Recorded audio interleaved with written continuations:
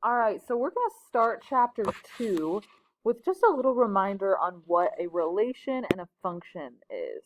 So you guys should remember these words from Algebra 1. They should feel sort of familiar to you. So let's think about every time we have inputs and outputs, right? We have x and y values. We might see them as points. We might see them as tables. We might see them actually on the graph. Sometimes we see something called a mapping diagram, which basically has x values or inputs on the left, outputs on the right, and it basically draws arrows. What makes nice about this is you see like, hey, instead of writing 4 comma -1 and 4 comma 3, we can kind of only write 1 4. So that's why the mapping diagram is helpful. So before we get into kind of what a function looks like, let's talk about just what like a relation and a domain and a range are. So a relation is a set of input and output values. So I want you guys to think that's like points or tables. That's just where you have something that has an input and an output. So the domain is going to be all of those inputs, right? So in an ordered pair, it's all of the x values right there, right? It's all of the inputs here, it's all of the inputs here, it's all of the x values kind of on a graph.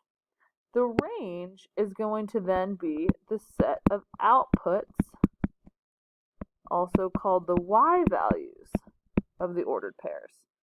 So right here, the domain is going to be there.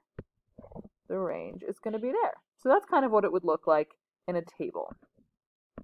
So what is a function? This is going to be the most important word of like maybe the year, where every input has only one output.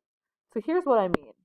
If I have the points 3, 5 and the points 3, 7, and I said, hey, what's the output when I input 3? You wouldn't know what the output is because there's two options, right? That means it's not a function, right? So this would not be a function. A way that we can test that on a graph is, look, if I plot 1, 2, 3, 4, 5, 6, 7, if I plot these 2 points, they happen to fall directly above one another. So if you want to find out if something is a function, you can always do the vertical line test, which is I basically take my pencil, I draw a vertical line. If it touches 2 spots at the same time, it is not a function. So that's the vertical line test. And you guys have seen that before. Hopefully that kind of jogs your memory a little bit. So example 1, representing a relation and finding the domain and the range. So let's take the mapping diagram. Here's a skydiver. When they free fall, the time after they dive is here, and this is their height, right? So the height should be going down because they're falling, right? The mapping diagram is essentially going to be the same thing, 0, 4, 8, 12, 16. And I'm going to have all of these, 9, 7, 4, 4, 8, 9, 7, 6, 7, 6, 9, 6, 5, 9, 0, 4. And you basically just show, hey, where does the input go? And then the ordered pairs would be the exact same thing except their points,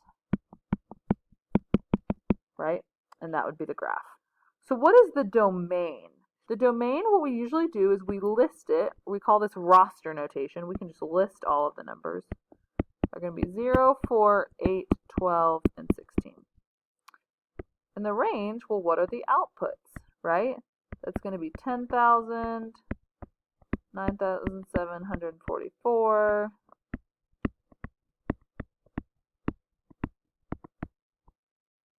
Oops, I pressed the erase button. So we basically just list our y values there. So what if I gave you just a list of ordered pairs, just like this? What would my inputs be? What would my outputs be? Go ahead and try to do that on your own. So if I were to say, is this a function, why or why not? Look, this one, if I said, hey, where's 2 going? You wouldn't know what to say. It's trying to go to -3 and 3. That means there's more than one output for that one input. So this is a no. Same with this one. Well, actually, no, this one's different. Look, all the x values are different. So this is a function, right? Every input has exactly one output, right? it's okay that there are more than one outputs, right? Those are going to be, if you graphed those, they would be over here, so they would be on the same horizontal line, but they're not on the same vertical line. And C is okay because there's no x values that repeat, right? There's no input that has more than one output. So this is a function. So another way that you can test is, do x values repeat? If they do, it's not going to be a function. If you're given a visual, it's kind of nice because you can just do the vertical line test. So this one, no, it fails, right? Because it's going to hit 2 points there. This one, if you drew vertical lines through every single point, it would be okay, right? So this one is a yes. This one fails, no. And this one is okay, right? You would never touch more than one spot at a time. So that is a function. Okay, so I want you guys to consider, if I didn't have a graph, how could I determine if something is a function or not? So think back, how do I decide if it's a function or not if I'm not given a graph? And I want you to write a note to yourself.